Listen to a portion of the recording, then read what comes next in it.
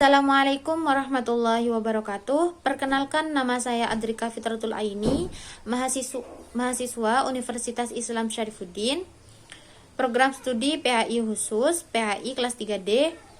Di sini saya akan menjelaskan sedikit tentang teori behaviorisme, konstruktivisme, dan kognitivisme, yang mana penjelasan ini akan saya jelaskan untuk memenuhi tugas mata kuliah model dan strategi belajar mengajar, yang mana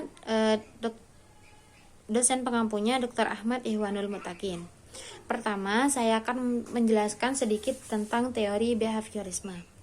Teori belajar behaviorisme merupakan proses perubahan tingkah laku sebagai akibat dari interaksi antara stimulus respon.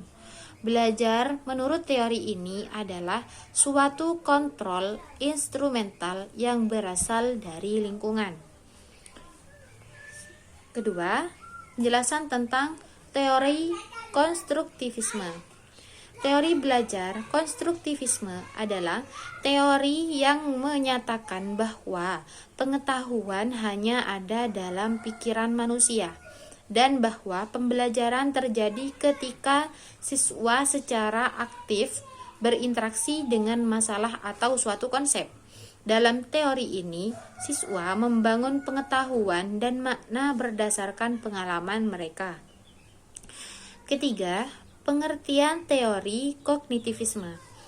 Teori belajar kognitivisme adalah teori yang menekankan pada proses belajar, bukan hasil belajar. Teori ini berpendapat bahwa belajar adalah proses internal yang melibatkan aspek-aspek kejiwaan seperti ingatan, pengolahan informasi, dan juga emosi. Dari ketiga teori ini terdapat suatu perbedaan, yang mana teori behaviorisme itu merupakan, menurut teori belajar behaviorisme, belajar itu merupakan perubahan tingkah laku sebagai akibat dari interaksi antara stimulus respon. Nah, jadi menurut behaviorisme ini, belajar itu adalah suatu kontrol instrumental yang berasal dari lingkungan. Itu menurut behaviorisme. Kalau menurut konstruktivisme, belajar itu adalah hanya ada dalam pikiran manusia dan pembelajaran terjadi ketika siswa itu secara aktif berinteraksi dengan masalah atau konsep yang sedang dibahas di dalam suatu kelas, dalam suatu forum. Nah, untuk teori kognitivisme itu belajar itu adalah proses internal yang melibatkan aspek-aspek kejiwaan seperti ingatan, informasi, dan juga emosi, seperti itu.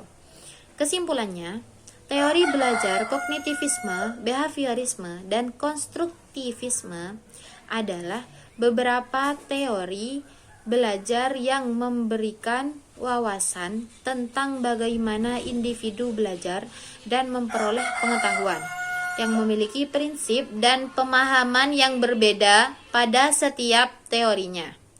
Baik, terima kasih. Sekian presentasi dari saya. Kurang lebihnya mohon maaf. Wassalamualaikum warahmatullahi wabarakatuh.